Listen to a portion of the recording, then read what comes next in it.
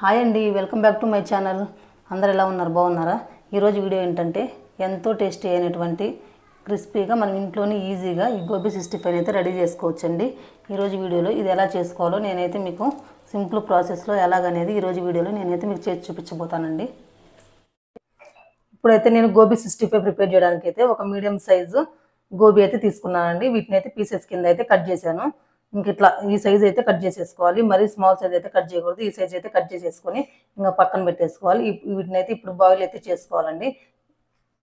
ఇప్పుడు మనం కట్ చేసి పెట్టుకున్నటువంటి ఈ పీసెస్ని ఇంకా బాయిల్ చేయడం కోసం అయితే స్టవ్ మీద ఒక బౌల్ పెట్టేసుకొని ఇందులో 2 గ్లాసెస్ ఆఫ్ వాటర్ అయితే యాడ్ చేసుకున్నానండి. ఇవి మంచిగా బాయిలింగ్ అయ్యేంత వరకు అయితే ఇంకా వీటిని మరగనివ్వాలి.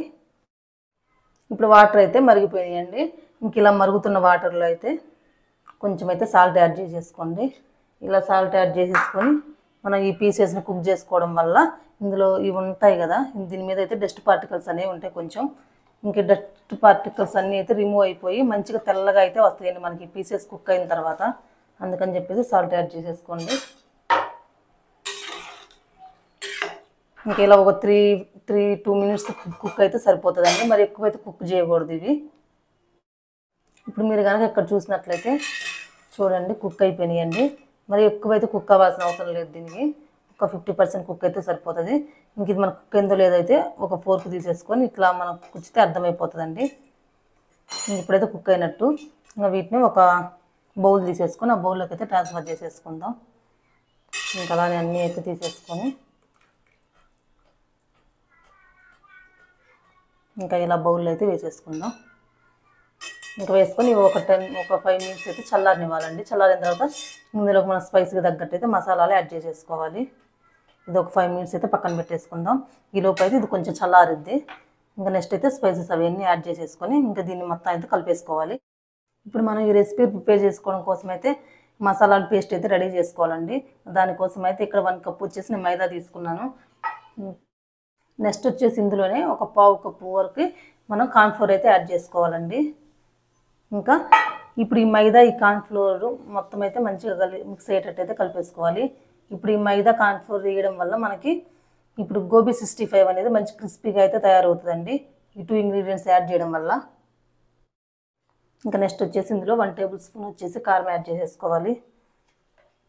ఇంక ఇందులోనే 1 టేబుల్ స్పూన్ ధనియాల పొడి కూడా యాడ్ చేసేసుకోవాలి. ఇంకా నెక్స్ట్ ఇందులోనే ఒక 1/2 టేబుల్ స్పూన్ వచ్చేసి గరం మసాలా పొడి,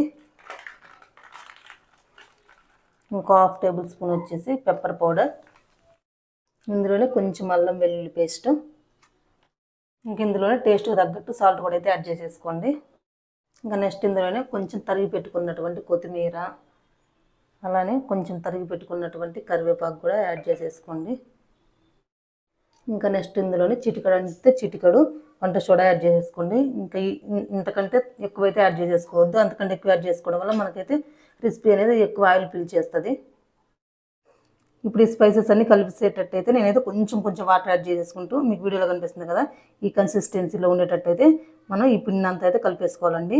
నేను ఇందులో కొంచెం అయితే కలర్ కోసం అయితే లిక్విడ్ బాగుండడం కోసం చిటికడు ఇంకా రెడ్ ఫుడ్ కలర్ అయితే యాడ్ చేసేసానండి. నెక్స్ట్ మనం కలిపి పెట్టేసుకున్నటువంటి మిశ్రమాన్ని మనం ఆల్రెడీ కుక్ చేసి పెట్టేసుకున్నాం కదా, ఇంకా ఈ పీసెస్లో అయితే వేసేసుకొని ఇంక ఇదంతా మిక్స్ అయ్యేటట్టు అయితే మంచిగా కలిపేసుకోవాలి. ఈ మసాలా అనేది ప్రతి ముక్కకైతే పట్టాలండి, మంచిగా ప్రతి పీస్కు పట్టాలి. ఇంక ఇట్లా అయితే చూడండి, ఇంక ఇట్లా విడిపోకుండా ఇప్పుడు మనం మైదా కార్న్ఫ్లోర్ అయితే యాడ్ చేసాం కదా, ఇంకా 2 ఇంగ్రీడియంట్స్ యాడ్ చేయడం వల్ల ఇప్పుడు డీప్ ఫ్రై కోసం అయితే ఆయిల్ అయితే పెట్టేసుకున్నానండి. ఇంకా ఆయిల్ కూడా అయితే చూడండి మంచిగా కాగిపోయింది. ఇంకా ఇందులో కొంచెం పీసెస్ అయితే జాగ్రత్తగా వేసేసుకోవాలి. మంటని మీడియం ఫ్లేమ్లో అయితే పెట్టుకోవాలి. హై ఫ్లేమ్లో పెడితే ఒకేసారి మాడిపోతాయి, లోపలిది అయితే కొంచెం కుక్ అవ్వదు. అందుకని చెప్పి మీడియం ఫ్లేమ్లో పెట్టి ఇట్లా ఒక్కొక్కటికి అయితే వేసేసుకోండి.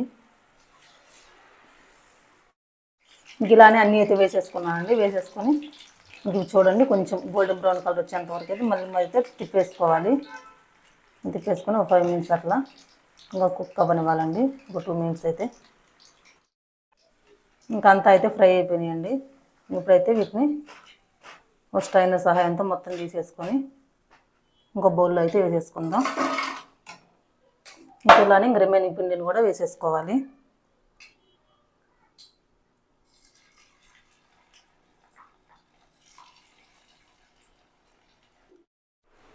ఇంక ఇలా రిమైనింగ్ కూడా అయితే తీసేసుకొని ఇందులో అయితే వేసేసుకుందాం.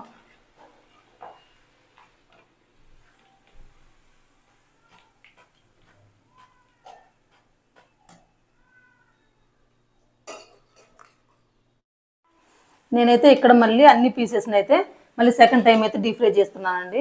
ఇలా 2 times డీప్ ఫ్రై చేయడం వల్ల ఇంకా క్రిస్పీనెస్ అనేది మనకు కొంచెం ఇంక్రీజ్ అయితే అవుతుంది ఫస్ట్ టైం కంటే కూడా. అందుకని చెప్పేసి నేను ఇంకా క్రిస్పీగా ఉన్న కోసం అయితే మళ్ళీ 2 times ఫ్రై చేసిన మొత్తం తీసేసుకొని ఒకే ఆయిల్ వేసేసుకొని అంతా ఒకేసారి అయితే ఫ్రై చేసేసుకుంటున్నాను. ఇలా చేసుకోవడం వల్ల ఇంకా క్రిస్పీగా అయితే తయారవుతాయి.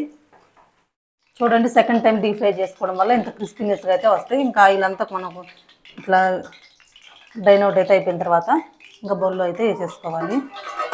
చూడండి సౌండ్ అయితే ఎట్లా వస్తుందో క్రిస్పీగా. ఇవి కొంచెం చల్లారిన తర్వాత ఇంకా సౌండ్ అయితే ఇంకా వినిపిస్తుంది కదా.